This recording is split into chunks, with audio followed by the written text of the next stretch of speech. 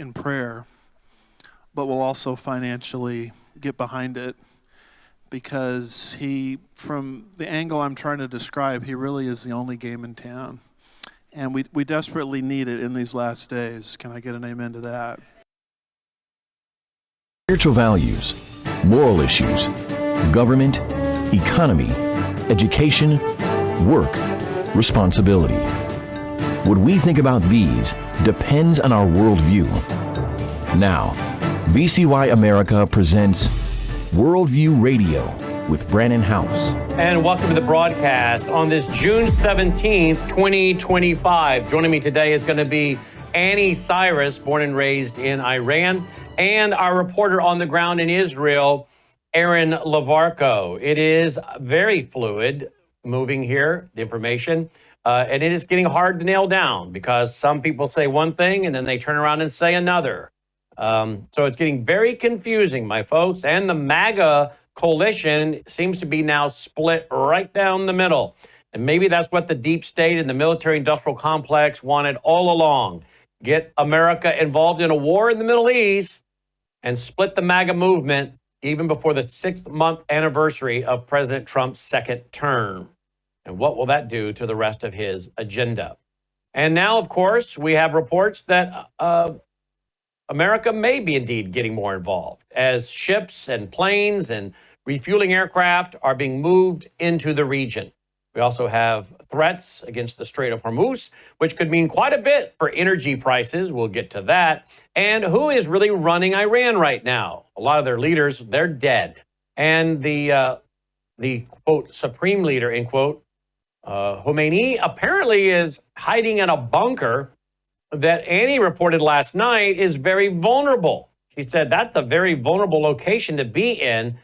He won't live very long if he pops his head up. He's going to be very vulnerable trying to get out of there. And now President Trump says we know where he's at, but we're not going to kill him for now. So who's running Iran? Anni Cyrus, she's written an article. She says it's now the IRGC running Iran. And what, if anything, will China, Russia, North Korea do in this expanding conflict in the Middle East? And how does it all fit into Bible prophecy as well? Joining me now are Anni Cyrus and Aaron Lavarco. Guys, welcome back to the broadcast. Thanks for being with us. Thank you, Brannon. Let's start with you, Aaron. It is 9:03 at night, correct, there in Israel tonight? Correct. Yes, it is. And tell me what's the latest coming out of your country? Well, right now, we've got dozens of our jets that are attacking Tehran. Interestingly, the number of missiles that have been fired upon us are actually decreasing. Over the last 4 days, the numbers have started 200, 100, 75, 30 or 40. So the numbers are decreasing. That's because we're blowing up installation plants. We're attacking their capabilities. So that doesn't mean that our sirens haven't been going off. We are still on edge, of course, but right now we took a pounding in Tel Aviv again. Buildings were destroyed, and people were suffering from shock, and some elderly were suffering from trauma. But yeah, we're very much on our edge, watching mainly our Air Force fighting. And of course, we're waiting now to see the maneuvers from the Americans, who are now starting to, Donald Trump is starting to talk more and more about sending his perhaps troops, not just Air Force. But the latest big news is that there's talk of the 30,000-pound bombs being sent over on B-52s and dropping them on the Fordow nuclear spot. However, there's concerns that it could cause nuclear fallout. So there's a lot of talk going on. And then, of course, the big news of the letter of Mike Huckabee to Donald Trump as well. So we're following that news. But right now, we're just trying to get updates about how these missiles are getting through, destroying buildings, and we're trying to defend our people as much as possible. But we're also looking at how the numbers from the Iranians are decreasing. And then today, Benjamin Netanyahu and our defense team are saying probably another week at this level, and we could have it all finished. So I don't know exactly what they mean by that. We're not talking about a nuclear, I'm sorry, we're not talking about a regime, or they weren't talking about a regime change.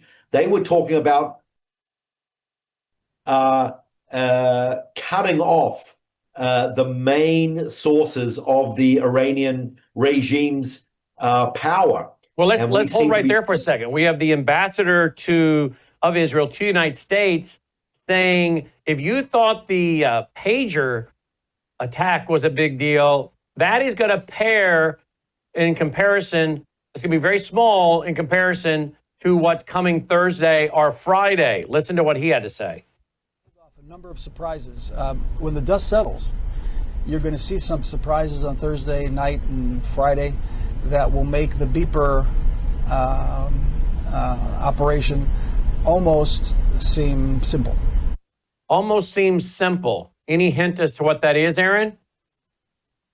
Haven't got a clue, but I'm excited. All right, let's go over to Annie. Annie, you've got a new article out today. The Supreme Leader just surrendered his throne. You predicted this on our network during Brannon Howse Live a couple times the last few days. Yes.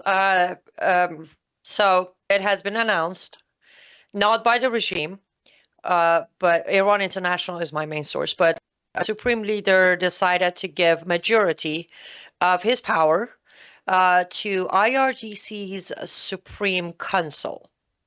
That might be a very new word to your audience. IRGC's Supreme Council was put together or in place in 1980 by Khamenei, the previous Supreme Leader, when for times of war, basically.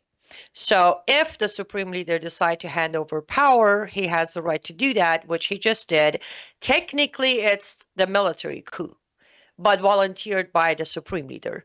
So officially, Iran's ruled by IRGC now, or better yet, IRGC's Supreme Council. Also, from now on, whatever military action is taken will not be followed by Sharia Supreme Leader. It will be followed by Islamic generals. I can break that down if it's needed, Brad. Yeah, go ahead, do it. Okay. So, for example, until 10 minutes ago, people like Tulsi Gabbard kept saying, Iran's not even trying to make a bomb because they're following the fatwa or judgment of their Supreme Leader. And yes, in 2003, Khamenei came out and said, we will not build nuclear weapon because it goes against Sharia. However, as of 10 minutes ago, the judgments and fatwas by the Supreme Leader are completely off the table. Everything's off the table.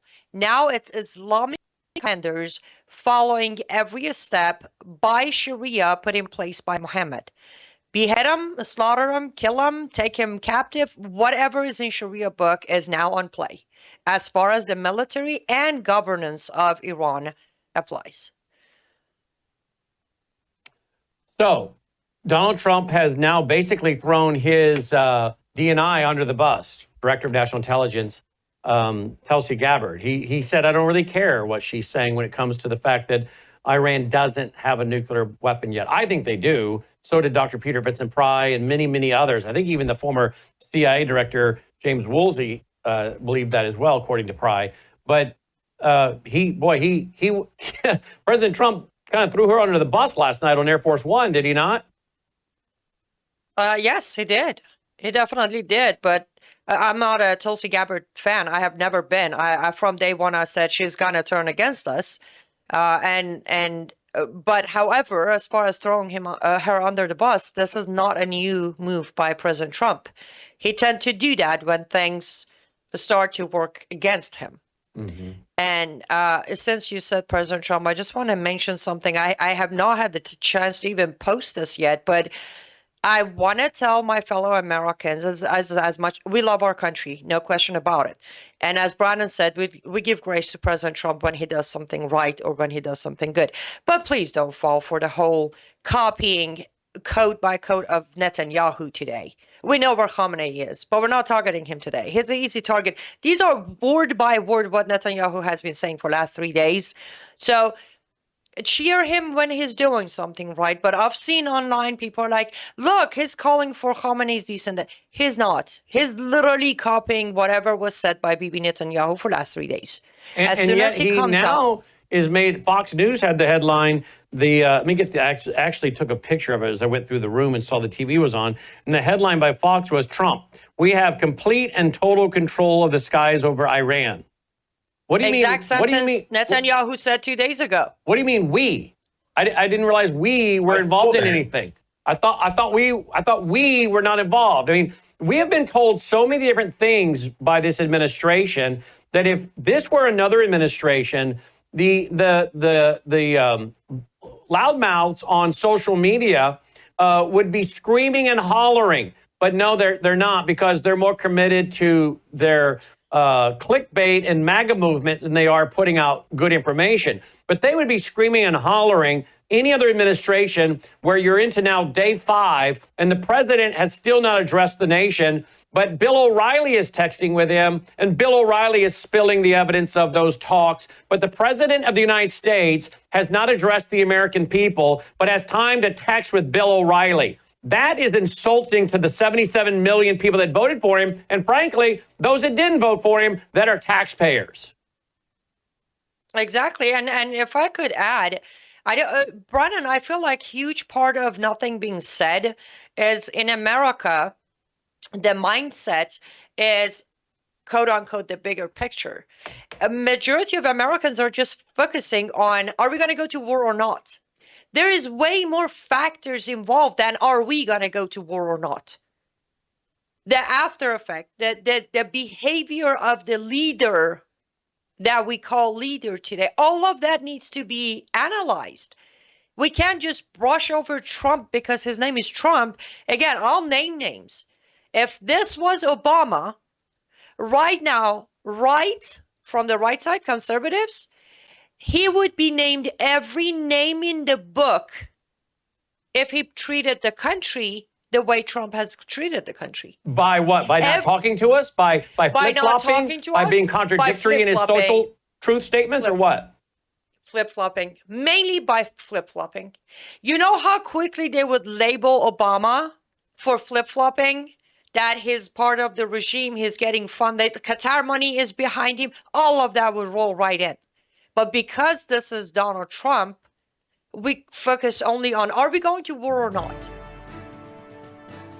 Well, you know what I see, Brannon? Yeah. You know, Anni, what I see, maybe, could it be that Donald Trump, he's allowing Bibi to do the tough work, he's got our back, and he's sending over a couple of B-52 bombers with 30,000-pound bombs. He's going to drop them, and he's going to ride into Iran, filling up that vacuum that's going to be created by the fall of the regime, and he's going to ride in like the Messiah. Oh, boy. And, well, hold on right there. Annie and guys, hold on. The hard break. Computer's going to take it away. We'll pick it up. We live in uncertain times. In fact, we live at a time when our own governments all over the world are warning us that there could be big problems with our power grid. World War III seems to be right on the horizon. Let me ask you this. Do you have a satellite phone? Should communications go down with cell towers? Do you have a satellite phone to get a hold of that college student or your spouse who travels, whatever it might be, to get a hold of your senior adult parents? We have satellite phones at worldviewtalk.com, and you get the satellite phone for free when you sign up for their very reasonable payment programs for the service. Sign up for the service with a reasonable contract, get the satellite phone for free. worldviewtalk.com. You'll also find they have, well, what I now have, which is a solar generator. Yeah, I have a gas generator, an LP propane generator, but what if that goes down? I want to back up to my backup. So I now have a solar generator as well. You'll find them at worldviewtalk.com. Check it out today, worldviewtalk.com.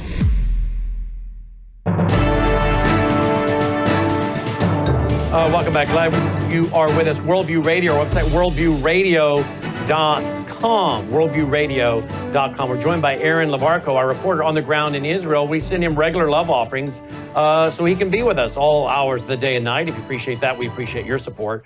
Worldviewfoundation.com. Worldviewfoundation.com. You think we'll have plenty to talk about at our fall conference, our 22nd annual national conference coming up Friday night, October 3rd, Saturday, October 4th. I think we will. What a lineup we have. Full details at worldviewstore.com, worldviewstore.com. Don't forget about our Thursday night optional foundation banquet with keynote speaker Hedia, born and raised in Iran. No, her parents were from Iran. She came over here, was born here.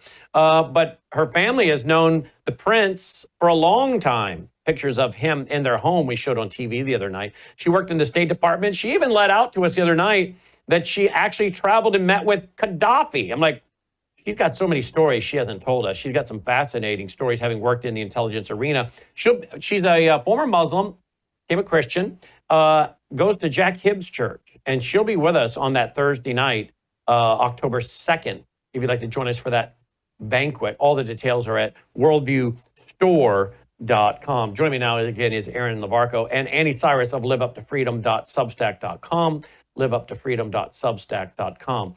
Okay, Anni, you want to respond to Aaron that maybe Trump's waiting? Reason I have a problem with that, Anni, is because he's said so many different things and contradictory things that I don't know if he really knows. I mean, 1 minute he wants to negotiate, now he doesn't want to negotiate. 1 minute no, we're not going to kill Gaddafi or Khamenei, and then the next minute it's like, well, we're not going to kill him yet. So, I mean, I don't know. It's getting hard to keep up here. But go ahead, respond to what Aaron's maybe saying could happen.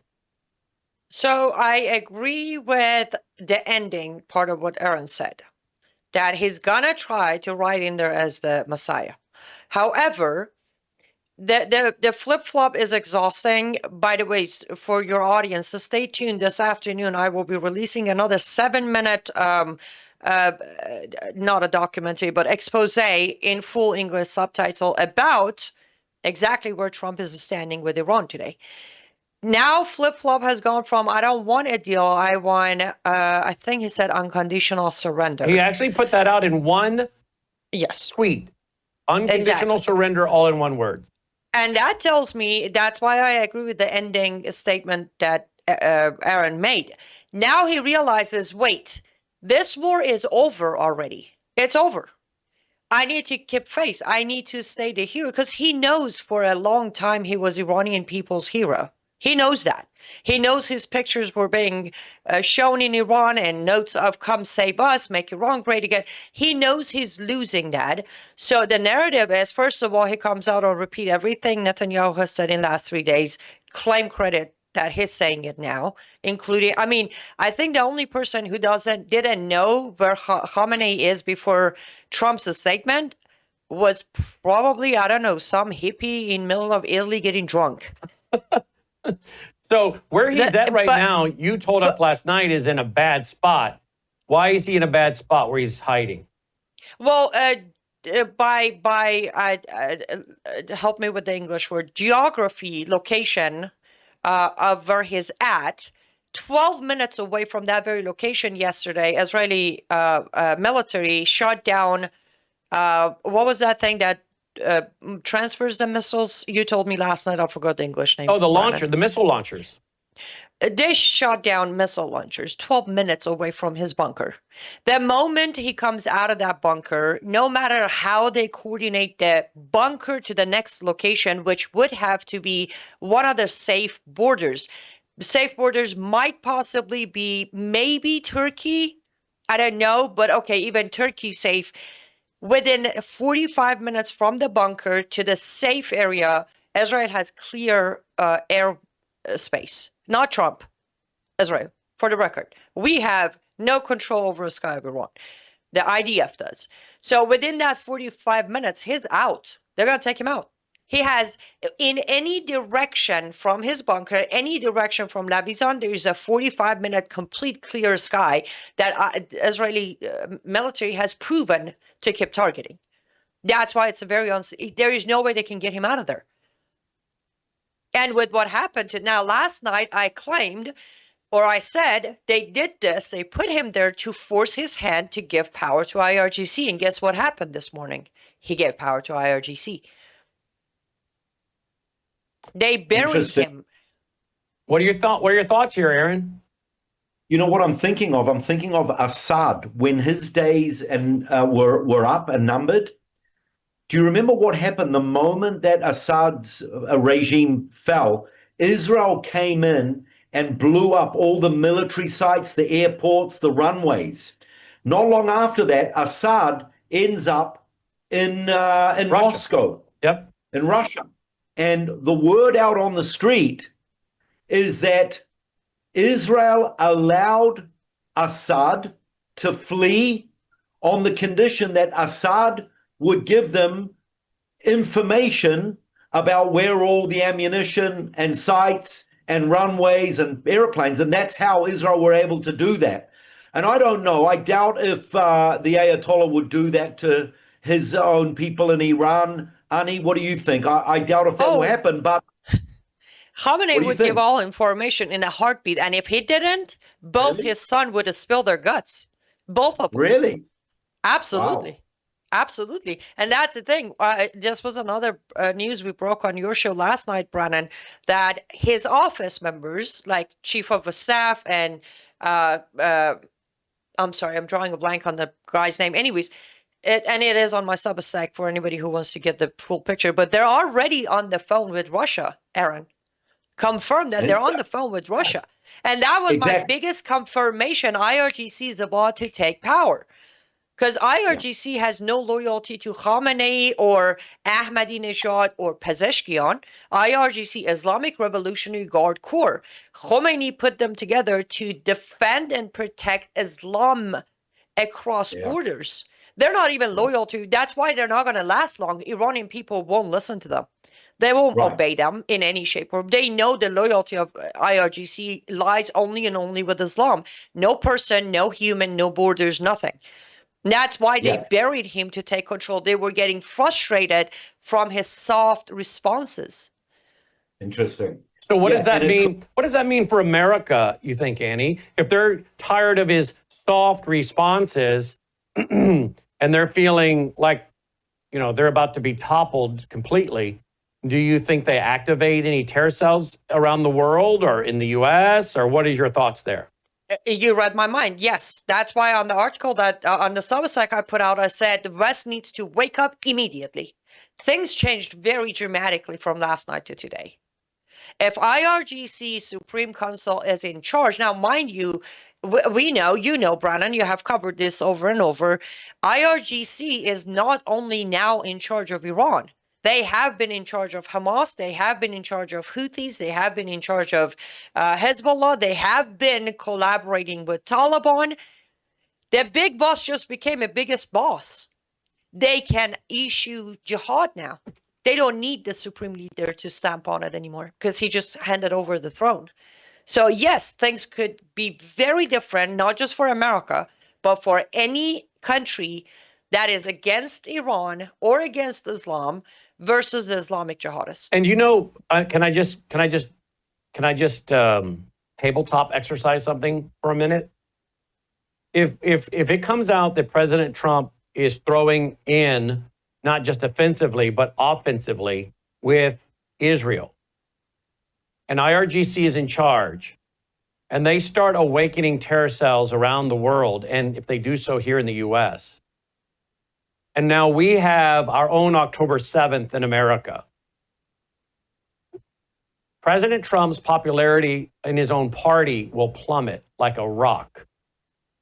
And the world will not only turn on President Trump and Americans, but they'll turn on Israel. and you're going to see the demise of Israel in a lot of ways from a PR standpoint, as well as Donald Trump at the same time. And the only one that wins on this one at the end will be Israel if they come out of this, dealing that with Iran. And then Donald Trump is impeached probably by his own party members, some of his own people, because there's some Republicans up on Capitol Hill, they're screaming and hollering. So this whole thing could be bad at so many different levels. Now I'm just doing a tabletop exercise on this. Yeah, Aaron? Brannon, what you've just said is like, wow. That is potentially where this could be going. I can see that, as you were saying. I hope that's not how it works out. But my question is could not Trump, along with Israel, go after the IRGC, even without the supreme leader? All right, let's ask Anni that. Anni, first respond to my tabletop exercise and then his question, please. Well, your tabletop exercise, if you remember, about a week ago or so, Brannon, me and you were off air on a phone call, and I told you what the plan is with his impeachment and how J.D. Vance is going to be installed by January of next year. Mm-hmm. And another reason I would say but to fully do that, you'd have to add the October 7th style attack that the media will then exploit. Can you imagine if we have an October 7th attack? Now, then can you imagine the boomerang? You thought we had anti-Semitism with what was going on in Gaza. Wait till this happens in America and they hang it around the neck of Donald Trump and Israel, Anni. Yes, here's the thing. As it is right now, you can see on social media, especially on X, that it's repeatedly just one sentence being tweeted. Remember, Israel started it. Remember, Israel started it. And I have taken on, whenever I have a minute to have a cup of tea, I'm there replying, no, Israel didn't. Iran did in April. Because the delay Trump caused in retaliation has caused Americans to forget that Iran directly attacked Israel in April. Well, he also hasn't gone to the podium in 5 days. Now, you tell me Barack Hussein Obama would not have walked his long legs down that red carpet from the White House into the East Room and given that speech and read that prompter as suave as he could do it and turn around and walk off. He would have done it by now. He would have done it. I know. We watched him for 8 years. 5 days now and nothing. We're getting information from Bill O'Reilly saying, I texted the president the other day and he said this back. And I'm like, really? Really? This is not presidential. This is not educating the American people, not bringing them along, not briefing them. Look, you got to not only try to win the hearts and minds of the Iranian people to trust America, you got to win the hearts and minds of Americans. He's not winning hearts and minds. Not when he's throwing his own D&I under the bus. Let me quickly defend him for a minute. Surprise. I kind of feel like he doesn't mind not doing it. Why? I'll wrap up before that. Because people keep saying, trust Trump, trust his plan. We don't need to know the details. So they're buying into the QAnon, trust the plan. So why do I need to talk? I'll just have everybody trust the plan, which there isn't a plan. It's changing, which is why you got all this flip-flopping like a guppy. But the mindless drones will just trust the plan, like QAnon says to do. Come back, we'll get a response from Aaron and from Anni. And Anni, I want to further get into this idea of an attack, because now we have the Secretary of Russia's Security Council landing in North Korea. We'll be right back. But with Brannon, it's always cutting edge stuff happening in the world. And it's not just from the political angle, because you can get that on other platforms, but it's always from the biblical angle. So you're dealing with a guy that loves Jesus. You're dealing with a guy that's very intelligent. you're dealing with a guy that is cutting edge conservatism, and you're dealing with a guy that wants to be biblical all at the same time. And so for that reason alone, I hope many, many people will not just lift up his ministry in prayer, but will also financially get behind it, because from the angle I'm trying to describe, he really is the only game in town. And we desperately need it in these last days. Can I get an amen to that? Glad you're with us. So the idea is, well, don't talk, because he's got a lot of the mindless drones just following him and believing that there's a plan. Just trust the plan, right? Well, there's no plan. If there was a plan, he would have his administration on it. Pete Hegseth, God bless him, I like Pete, but he was out there threading the needle like a skilled surgeon the other night, trying to make sure he maintains his credibility, I would think, in my opinion, for book deals and speaking engagements, because if he doesn't thread the needle right and looks like he's been a part of something that was against what was the promise of the campaign, no more wars, no foreign wars, then he's tainted. A lot of these people, by the way, nobody's going to want to book them to speak at, your rubber chicken banquet dinners they bring in with speakers. No one's going to want to read their books, so there go the book deals. So a lot of the MAGA world that is not for all of this, you can see the uncomfortable body language, I think is what I'm seeing. But there is no plan. He doesn't even have his own administration on board to a plan. He's throwing his own DNI under the bus. Someone that Trevor Loudon and many others said, I think Annie, one of them, don't pick her. Don't pick her. She has too many questionable background and associations with reported socialists and those kind of people. I'll tell you who has the plan. The Crown Prince. He's the one with the plan. And he has just addressed the people of Iran. I quote, all it takes now is a nationwide uprising to put this nightmare to an end. May I be with you soon. End quote. He's the one that has a plan, working with a lot of Iranians in country and out of country. And I was suggesting, a month ago, Annie, that President Trump bring in the Crown Prince and put him in a chair, one of the yellow chairs in front of the fireplace, and send that message. You broke the story last night that the Crown Prince, his daughter, the granddaughter of the Shah, you broke the story. She just got married over the weekend, and she married a Jewish gentleman. So to those who think, the Crown Prince is going to go put in some kind of extreme Muslim regime himself, well, his daughter just married a Jewish guy. Annie? Exactly. Yes. And I think that is the plan. Well, not the wedding. You know what I mean. I mean. So okay. You have always told me I can be relaxed here. Yeah.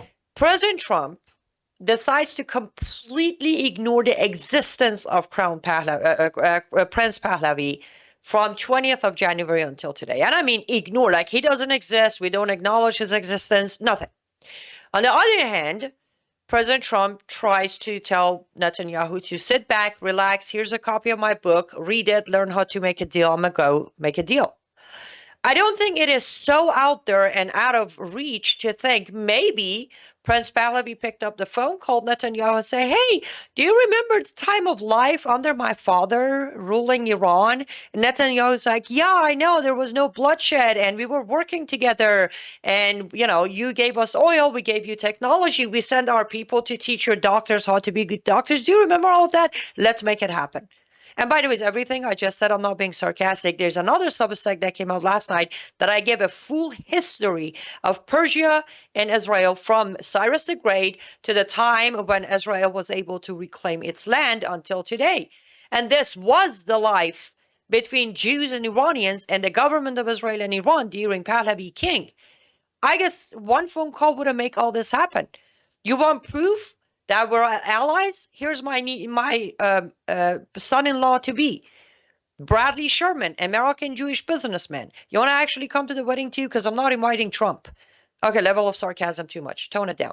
So yes, I think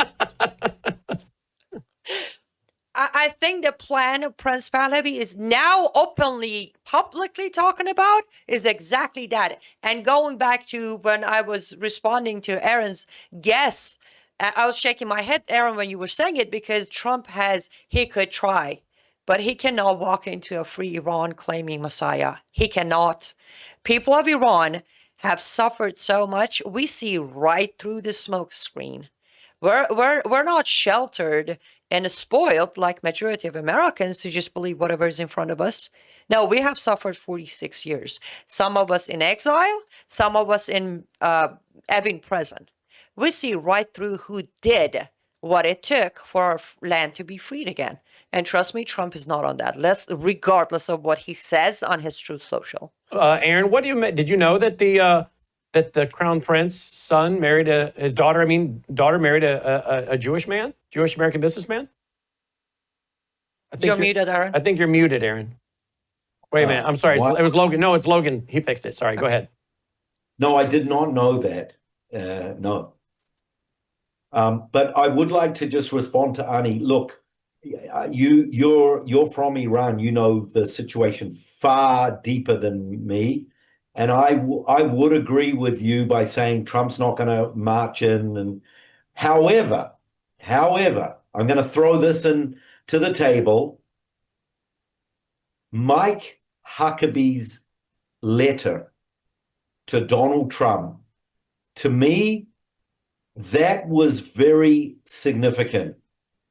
And I kind of almost see that like, you know, for Mike Huckabee to do that, is it okay to talk about this a little bit, Brannon? Yeah. I mean, it's all public. He put out a text. By the way, some folks are asking, what is IRGC? It's the Islamic Revolutionary Guard. Sorry, guys. We try not to use initials and not define them. Sorry for that.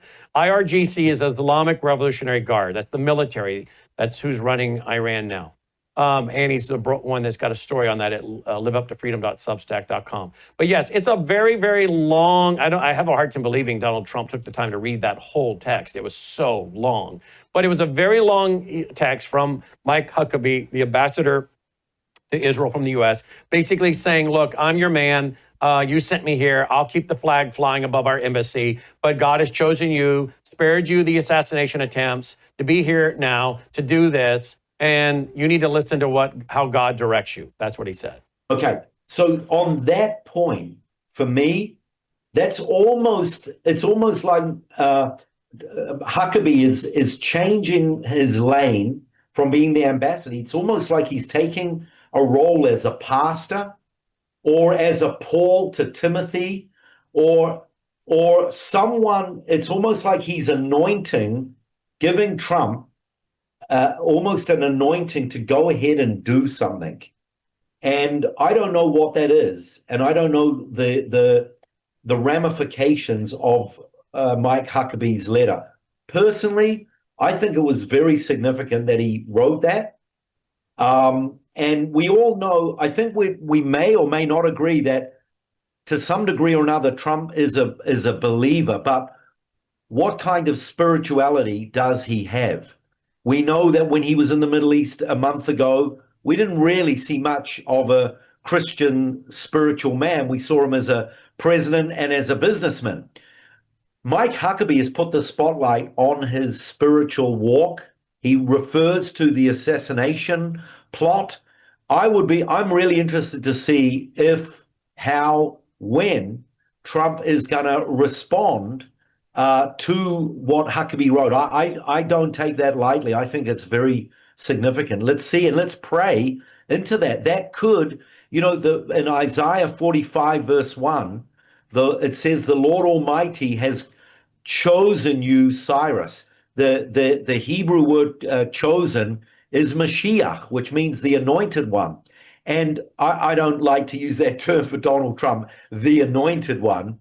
But who knows, maybe God has raised him up for, in the words of Mordecai to Esther in the ancient book of Esther, which happened in your ancient homeland, Anni, Persia, maybe he has been chosen for such a time as this. Certainly Huckabee has.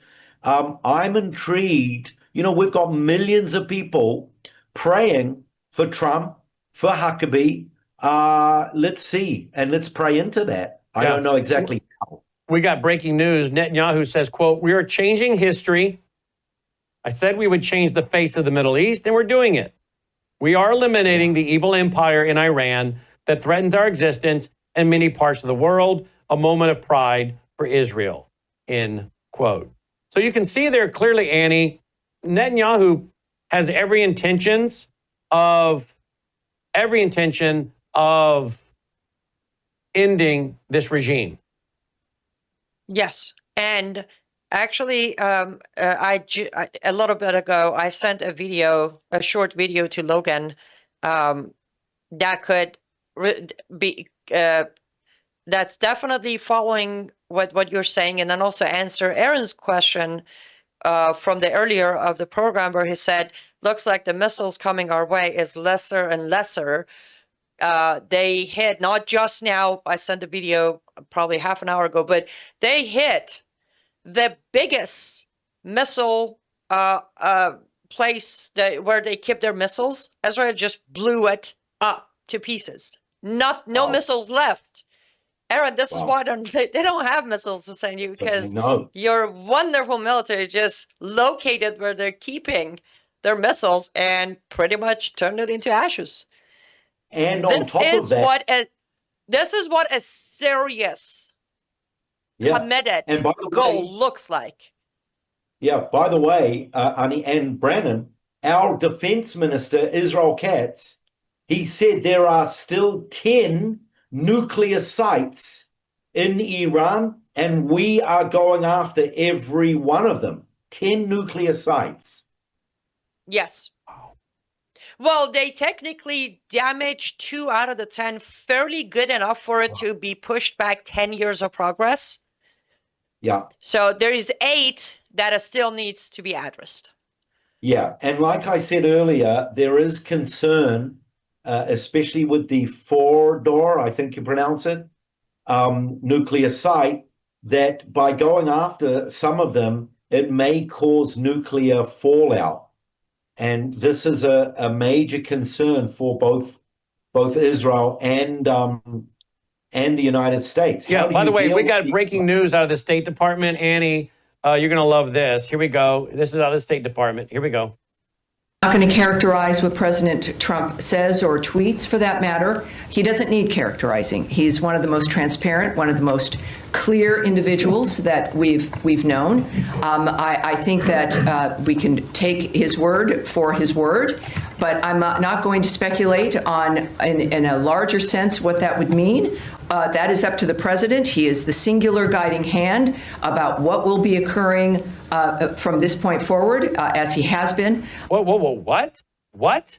Listen again. In a larger sense, what that would mean, that is up to the president. He is the singular guiding hand about what will be occurring from this point forward, as he has been. And I think that dynamic is pretty clear. He says he wants an end, as he has said about every conflict that he has, as a peacemaker, worked to stop peacefully through diplomacy. That has been his commitment. And he wants these things, as he said about a number of situations, not for a month or 6 months, but durable ends to this nature of forever wars. And that has been his posture, and that's his posture now. Singular guiding hand? How is that even possible? Annie, how is that even possible? His posture looks like mine, shifted 12 degrees to the left from neck and 10 degrees to the right from shoulder, right? I don't know, maybe he's becoming a dictator.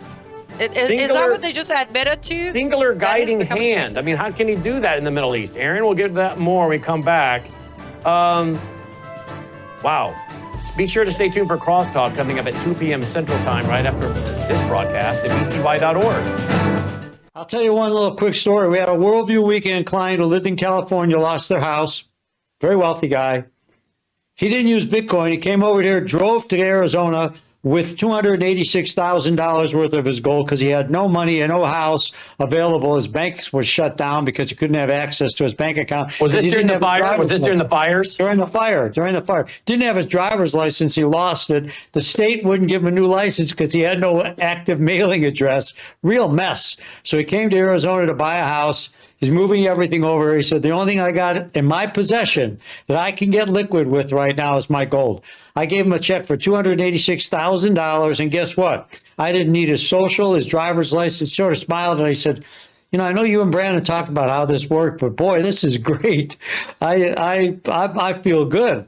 I got my money. Nobody bothered me, and I'm protected, and it's private. Just simply go to worldviewgold.com, fill out the form, worldviewgold.com.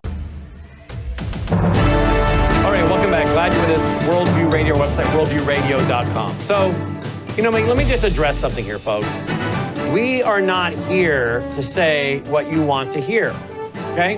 We're not here to tell you what you want to hear. We're here to tell you what you need to hear.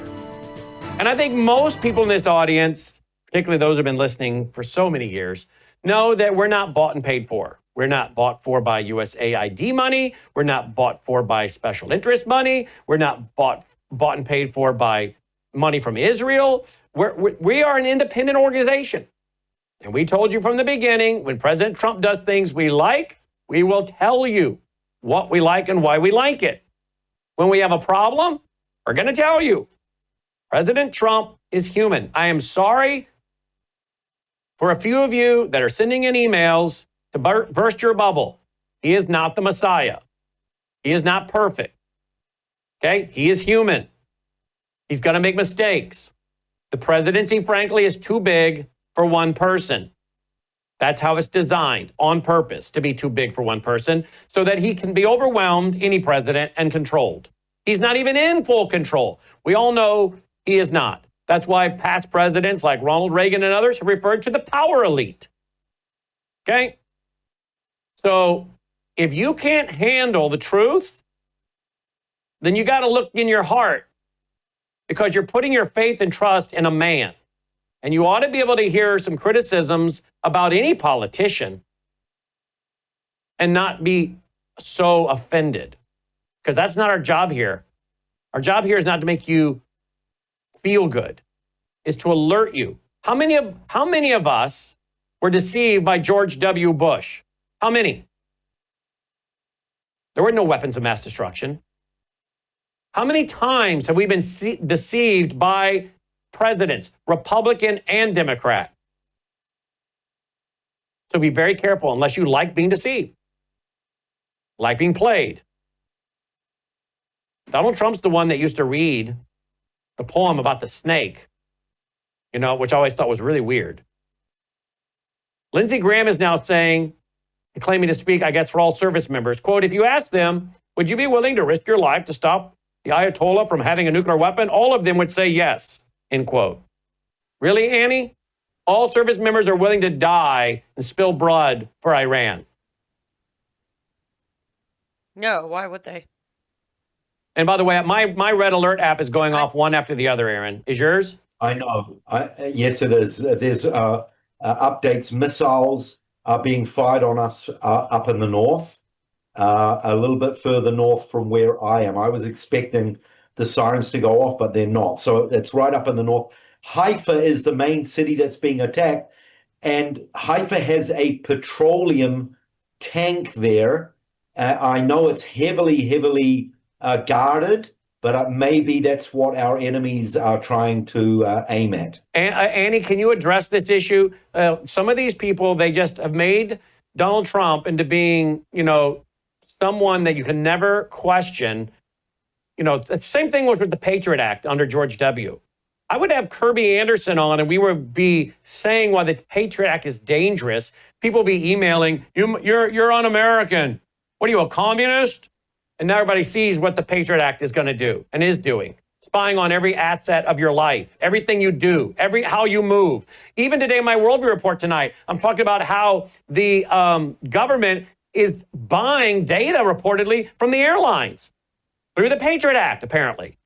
Where you go, how much you spend, what credit card you use. And we were questioned then. Now everybody sees it. So I'm sorry that we don't think through political lenses. We don't think through popularity lenses. We think through truth. What do you make of some of these people that they come unglued if you question Donald Trump? I mean, Donald Trump questions his own DNI.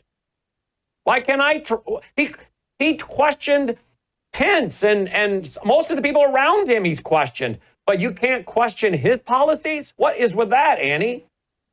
Well, a huge part of it is unfortunately, the cultism desire within American culture.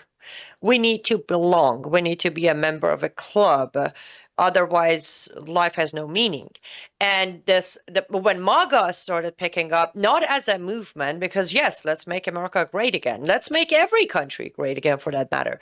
But when the actual formation of a club of MAGA started, a lot of people joined.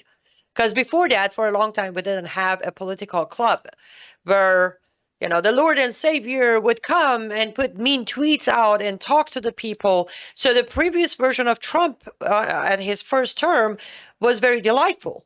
Now, a lot of these mindsets stayed with it. Now, being a survivor, I can tell you, Brannon, sometimes it is hard to see the truth and see that someone that you relied on heavily and you counted on heavily has changed their tone and behavior and mindset. That's where we're struggling right now. A lot of Americans refusing to see that this isn't Trump playing 3D, 5D, 7D, 28, 500D chess. This is Trump being in a situation that it's way over his head and he doesn't have a reliable administration to help him with it. He didn't pick the best people, again, which is a pattern. He has a habit of picking. The person he's questioning right now was his pick, Brannon. Tulsi Gabbard was his. Who you, me, and Trevor Loudon have done a lot of exposés on, and her associations with, socialists and socialist groups and other groups. And let's not forget, also her love and passion for Ilhan Omar. Back in 2018, calling Trump a bigot. Go ahead. By the way, breaking news. Jordan's king tells the European Parliament, quote, Israel's expansion of its offensive to include Iran, end quote, is a threat to people everywhere. King of Jordan to the European Parliament put out 15 seconds ago. Now, Aaron, we're going to have to wrap here about 60 seconds. But I could see very quickly where this starts to turn on your nation big time. How do you see that? Well, he's at the European Parliament right now. Oh, you're referring to King of Jordan, Abdullah. Yeah. Yeah. Well, he's got his own interests to take care of. He's in the middle here. But he's over there to the European Parliament spreading this propaganda. Yeah, he's just trying to make sure his back is covered. He's in a tight spot. He's right between Israel and Iran. One of our loyal people. Thank you, Brannon. Number one reason I voted for Trump to end U.S. involvement in foreign wars. He needs to be called out. And that's how the majority of our audience feels. And maybe I take it more personal because sitting 20 feet away from me is my 22-year-old son. And I'm trying to do everything I can to be a voice that says, I'm not going to go to World War III and you're not drafting my kid. And if you want your kids to die overseas, go for it. Not me. Stay tuned for Crosstalk. Take care. All right, we're back. Annie, maybe that's part of the problem. A lot of these people, they don't have children. Some of them, I think, are homosexuals. So last I checked, they can't have children. Unless, of course, they're in a closeted marriage. But a lot of them don't have children. Their kids are not draft age. But even if they did, even if they don't have children or draft age, they should be thinking about other people's children. But that's the thing about Washington. Most of these people don't think about other people's children. They throw these kids into the meat grinder, and then they won't even let them win the wars. And then when they do go to war, you don't win Afghanistan. And not only do you not win, apparently you're protecting the drug trade and the opium trade over there. And then when you do pull out, you make sure to do it in a way that a lot of people die. We didn't win in Vietnam, and we could have. We could have shot planes down before they ever took off. We could have shot down and destroyed anti-aircraft missile sites before they were ever operable, but we weren't allowed to. I did a whole documentary on that. So this military-industrial complex has a tendency to go to war for regime change, for money, to cover financial collapsing, and they don't care about all the people that will come back in boxes and body parts missing. So, others, I would think, that have lived through other wars, they're older than me, would be as hyper vigilant on this as I am. But maybe they don't have a son or sons or grandsons. But they should be thinking about other people's sons and grandsons. Annie? Well, I don't have kids either, as you know, Brannon. Right. I don't have kids. However, here's what I do have. Number one, as an American, I care for my fellow Americans' life. As an Iranian, I want Iran freed, and I know if America gets involved, it won't be freed. It won't. Israel has done a great job, and as we all been saying repeatedly for the last 5 days, don't get involved. Provide them what they need. Sell them what they need if they need something. And also, as someone who has not been, you can vouch for this, Brannon, I have not been wrong on calling every move of the regime since it has started. No, you know the regime. You know the regime. You absolutely know I know the regime. So on that note, I would very much prefer if we had our troops right here ready to defend us here in America when IRGC Supreme Council says, time to attack. You put all of that together, I'm with you.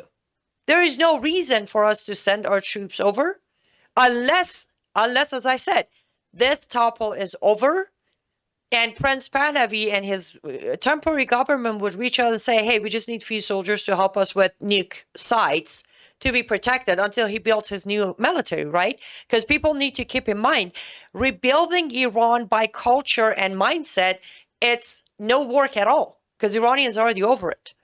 However, rebuilding the country as a nation of government, different departments of government, military, and all of that is from scratch because everybody in there are loyalists to the mullahs or Islam. We can't keep any of them. So that part, if they need help with our military, sure, but it's a safe zone at that point. We're not sending our kids to die. But until such time, we don't need to send troops there. And again, Aaron's right. Whomever is whispering in Trump's ear, even though apparently he's the sole decision maker, nobody's even blinking in the room right now. He needs to realize to win the crown and win his popularity back is not about sending our troops there. It's not. People of Iran prefer not a completely wiped off country handed back to them. And that's what I love, by the way, is about what's happening right now.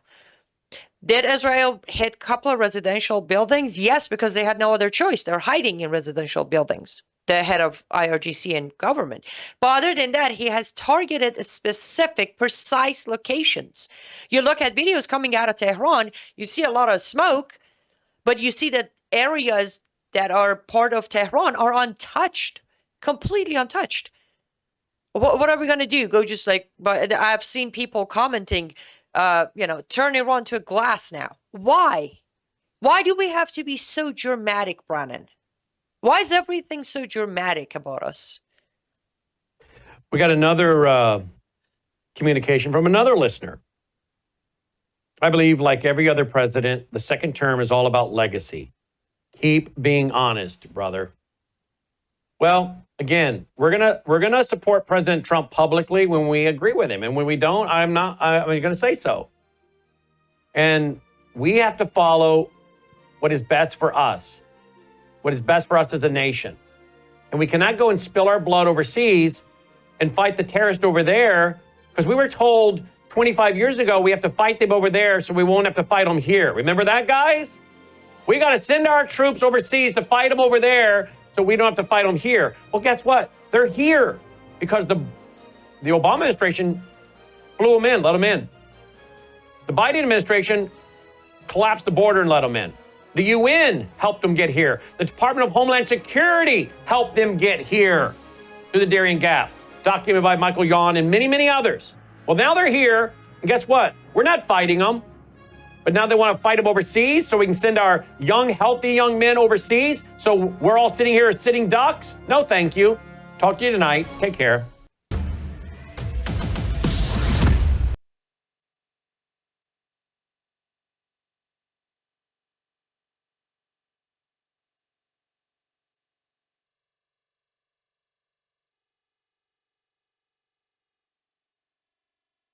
Hello, I'm Brannon Howse. Would you like to gain access to over 20 years of my radio